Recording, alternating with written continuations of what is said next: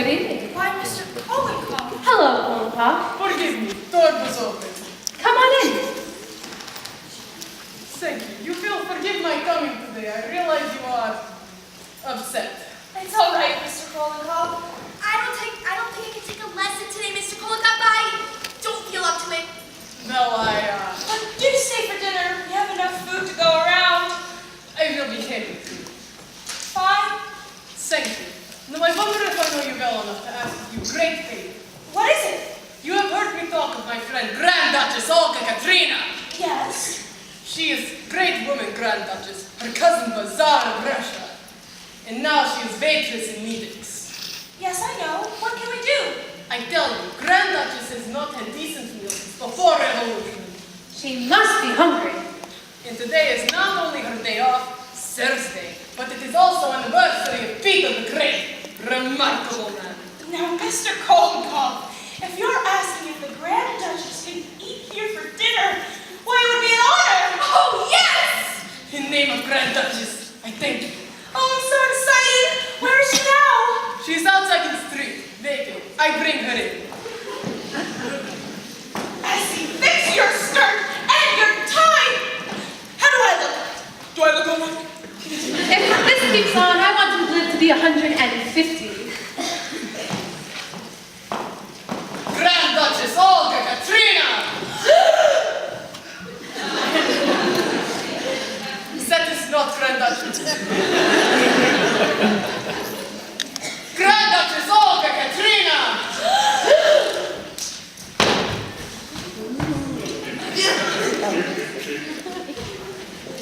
Your Highness, permit me to introduce Madam Sycamore, Madam Carmichael, Grandma, Mr. Carmichael, Mr. Sycamore, and Mr. Depina.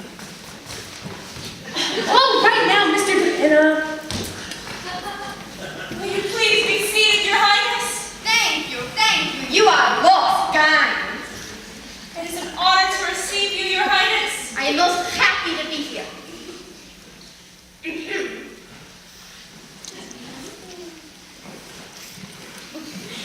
Do not mean to be rude, but how soon is dinner? Oh, it'll be very soon, Your Highness. Very soon. I must be back at the restaurant by 8 o'clock. Seriously, for another day. I will make sure you are on time, Your Highness. Thank you, Polycop. Say, Duchess, I think you waited on me once at the 72nd Street place. No! That was my sister. Grand Duchess Natasha. I work in Times Square. Oh. Quite a lot of your folks coming over here, aren't they? Oh yes, many. My uncle, the Grand Duke Sergei. He is elevator man at Mass. Then there is my cousin, Prince Alexis. He will not speak the rest of us because he works at Carnegie. He's in ladies under there. When he was selling hot dogs at Coney Island, he was willing to talk to you. Polycop, our time is coming.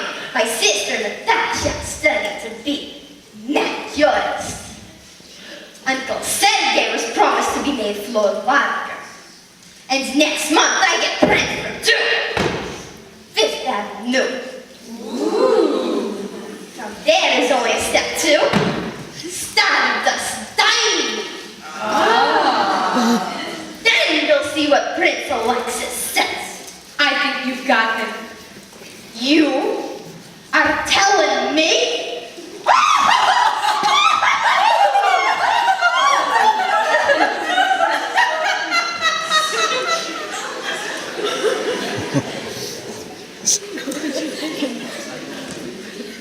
Oh, Your Highness, did you know the Tsar? Personally, I mean. Of course I did. He was my cousin. It was terrible what happened to him, but perhaps it was for the best. Where could he get a job now? Bravo, that is true. Of course. Tell me, Duchess, is it true what they say about Rasputin? Everybody wants to know about Rasputin. You don't say. Your Highness, we have to wash time. Oh yes, I must not be late. The manager does not like me. He's a communist.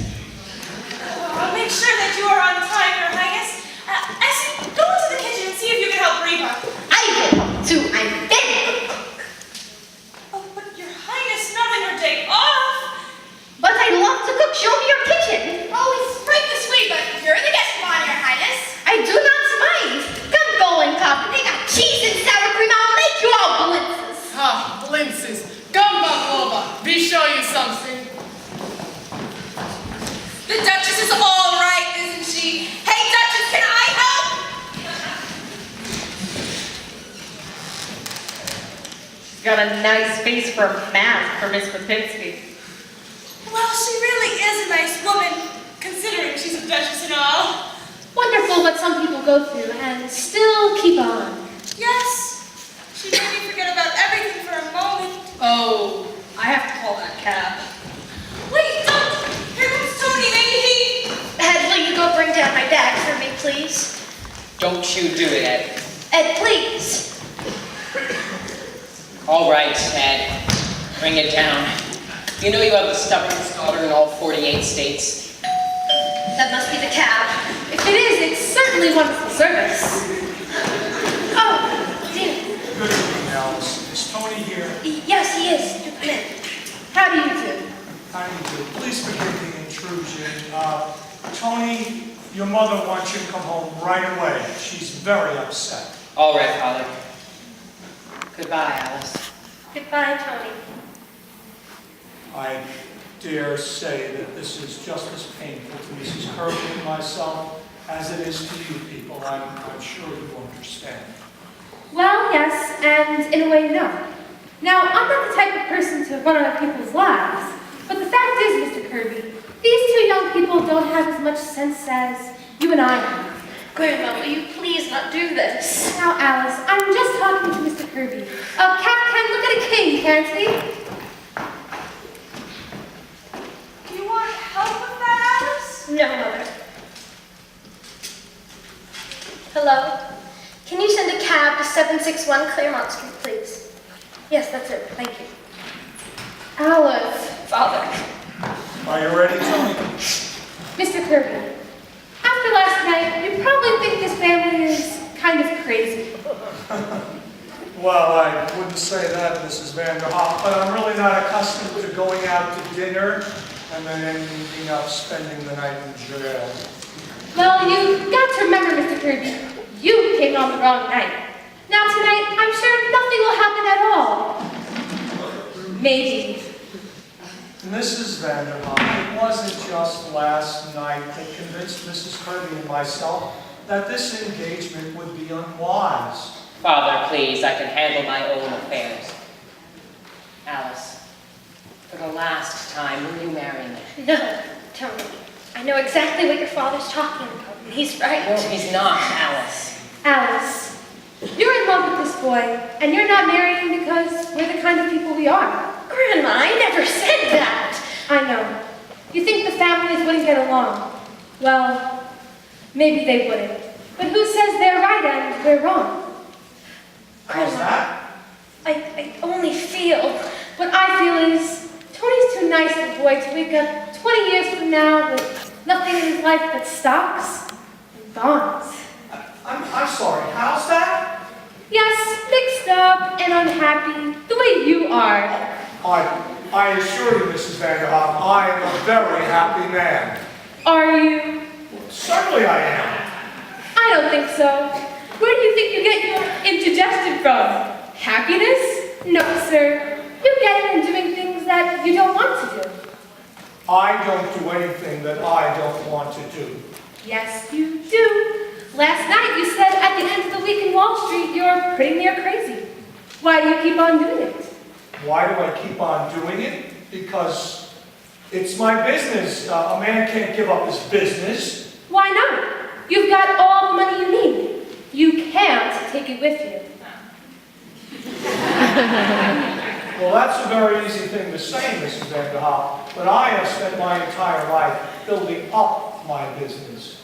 And what's it got you? Same kind of mail every morning? Don't you think there ought to be something more, Mr. Kirby? I'm sure you wanted something more when you first started out. We haven't got much time, any of us. What do you expect me to do? Be like you? Do nothing? Well, I have time enough for everything. Read, talk, go to the zoo now and then, and even notice when spring comes around. Don't have to see anybody I don't want to. Don't have to do 6 hours of work before I get to do 1 hour of what I actually like. And I haven't had a bicarbonate of soda in 35 years. What's the matter with that? The matter with that? What if everybody did that? What if everybody just went around doing what they wanted, doing as they pleased, going to zoos, I mean, who would do the work? There are always people that like to work, and people that go to Wall Street too, because they like it. But from what I've seen of you, Mr. Kirby, I don't think you're one of those people. I think you're missing something. I am not aware that I am missing anything. I wasn't either, till I quit. What I'm trying to say, Mr. Kirby, is I've had 35 years that nobody can take away from me, no matter how the world changes. See? Yes, I do see, Mrs. Vanderhoff, and it is a very dangerous philosophy. Why, it's un-American, and it's exactly the reason why Mrs. Kirby and I are against this marriage. Don't interrupt me. I don't want Tony falling under its influence. What's wrong with it, Father? What's wrong with it? It's communism, that's what it You is. didn't always think so. Oh, of course I did. What are you talking about? I'll tell you what I'm talking about. You didn't always think so because there was a time when you wanted to be a trapeze artist. What? Don't be ridiculous. Yes you did. I came across those letters. Wonderful! Did you wear tights, Mr. Kirby? Oh, certainly not. Don't be absurd. I was only 14 at the time. Yes, but at 18 you wanted to be a saxophone player, didn't you? Tony! And at 21 you ran away from home because grandfather wanted you to go into the business. It's all down there in black and white. You didn't always think so. Well. Well, look, I may have had some silly notions in my youth, but my father knocked them out of me, and I got down to business, and I totally forgot about everything. Not altogether, Father. There's still a saxophone in the back of your closet. There is. That's enough, Tony. We will discuss this later. No. I want to talk about it now. I think Mrs. Vanderhoff is right, dead right. I'm never going back to that office. I've always hated it, and I'm not going on with it. And I'll tell you something else. I didn't make a mistake last night. I brought you here on purpose. Tony! Because I wanted you to wake up. I wanted you to see a family as they really were. A family that loved and understood each other. You don't understand me. And you've never had time. Well, I'm not going to make your mistake. I'm clearing out. Clearing out? What do you mean? I mean, I'm not going to be pushed into the business just because I'm your son. I'm getting out while there's still time. Tony, what are you going to do? I don't know. Maybe I'll be a bricklayer, but at least I'll be doing something that I want to do. That must be the cab. Tell him to wait a minute, Ed. Grandma. Wait a minute, Ed. Now, Mr. Kirby, Tony's going through the same things that you and I went through when we were his age. I think if you look back far enough, you can see yourself saying the same things to your father 25 years ago. We all did it, and we were right. How many of us would settle for young for what we eventually get? All those plans we make, what happens to them? It's only the handful of the lucky ones that can say that they even came close. What I'm trying to say, Mr. Kirby, is before they clean out that closet, I think you ought to get a good few hours on that saxophone. I beg pardon! But before I make the blitzes, how many bill I need for dinner? Your Highness, may I present Mr. Anthony Kirby and Mr. Kirby Jr., the Grand Duchess, Olga Katrina. How's that? How will you do? But before I make the blitzes, how many bill I need for dinner? Oh, I made quite a stack of them. You can't ever tell. Good. The daughter always said to me, Olga, do not be stingy with the blitzes. What, Mrs. Vanderhoff? What did you say that was? The Grand Duchess, Olga Katrina. She's cooked for dinner. And speaking of dinner, Mr. Kirby, why don't you and Tony both stay? Won't you, Mr. Kirby? Come on, Father. Are we staying? If you want to, Tony, I want to. Very much. How about it, Alice? Looks like a pretty good crowd. Don't you think you ought to stay for dinner? I'm staying, Alice. I think it's time that both families got to know each other a little better, don't you think? Oh, Mr. Kirby. Tony. Grandma, you're wonderful. I've been telling you that for years. There's a letter that came for you. It was in the icebox. Let me see. The government? Again? How do you do, Mr. Kirby? How do you do? Well. What is it? The government apologizes. I don't owe him a nickel.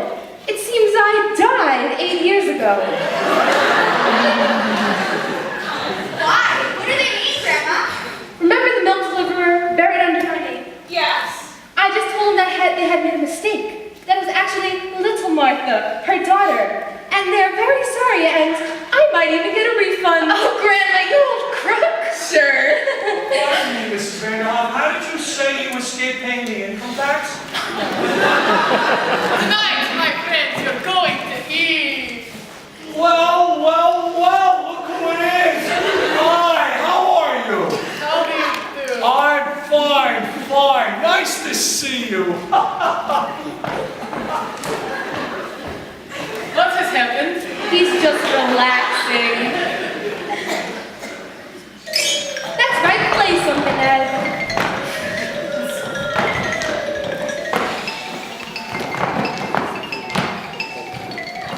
Everything will be ready in just a moment. You can all sit down. Come on, everybody. Dinner's ready. Come on, Mr. Kirby. Dinner's ready. Yes, I'm coming. Elsie, will you stop dancing and come eat? You will like Russian. Do be careful of your indigestion. What indigestion? I don't have any indigestion. I got the door, Miss Apple. Oh, thank you. Well, Miss Sycamore, how was your trip to the Adirondacks? In Russia, when they sit down to dinner, Ooh! Quiet, everybody, quiet. Well, sir, here we are again, and we want to thank you for everything you've done for us. Alice is going to be married to him, and it looks as though they are going to be very happy together. Of course, the fireworks blew up, but that was Mr. DePenna's fault, not yours. Now, all we ask is to keep our health, but as far as anything else is concerned, we'll leave that to you. Thank you. Grandma, I have heard from my friend in Siberia. He has escaped again. Save the stamp for me. We have chicken, Mr. Kirby. Do you like chicken? Why, it's my favorite dish. Mr. Kirby, I'm gonna dance for you later. I've got it in the circle. And I wrote some special music for it. Tell me, Mr. Kirby, how's the security submission? Oh, Mr. DePenna, we've got to start the new fireworks edits. They're gonna be the bomb.